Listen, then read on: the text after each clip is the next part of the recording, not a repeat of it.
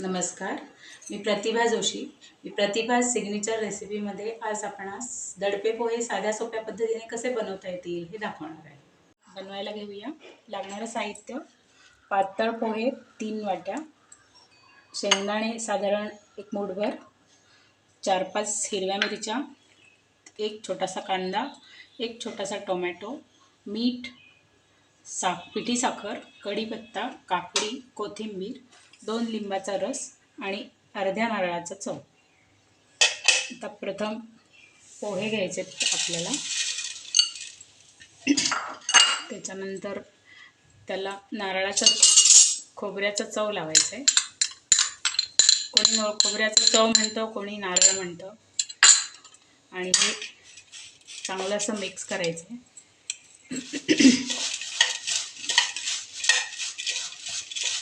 त्याच्यानंतर त्याच्यामध्ये कांदा घालूया,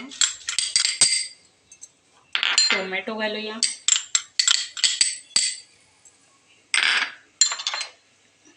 पिठी साखर घालूया. 2 चमचे पिठी साखर लागेल. साधारण 1 मोठा चमचा मीठ लागेल. काकडी 1 मोठी,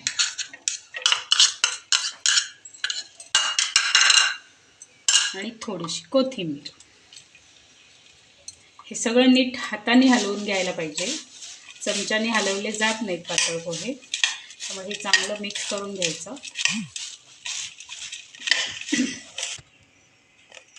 हे आता छान मिक्स करून घ्यायचं आहे.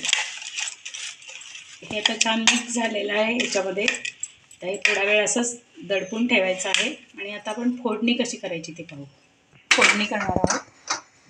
त्या फोडणीसाठी छोट्या कढईमध्ये साधारण 3 चमचे तेल टाकायचं आहे.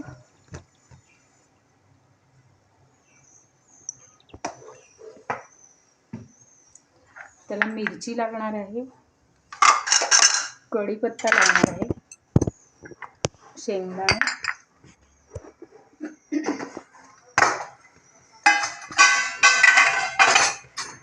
हे तेल आता आपलं तापलेलं आहे. त्याच्यामध्ये आपण थोडीशी बारीक मोहरी टाकायची, लाल बारीक मोहरी.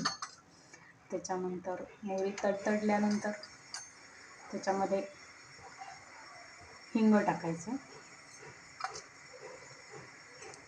साधारण अंदाजानुसार. काही हिंग मोहरी तडतडला आहे. त्याच्यामध्ये प्रथम मिरची टाकायची, दाणे टाकायचे, आणि हे थोडंसं कलर याला आल्यानंतर मग कढीपत्ता टाकायचा.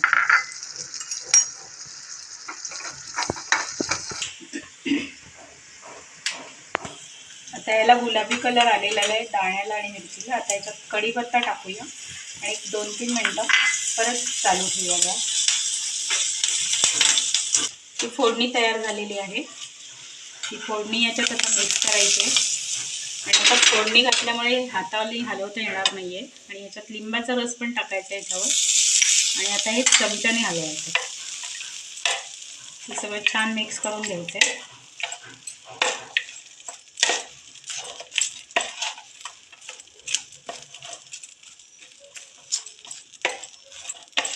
छान मिक्स झालेलं आहे.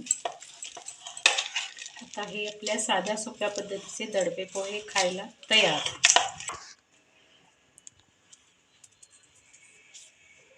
हे आता आपले दडपे पोहे खाण्यासाठी तयार आहेत.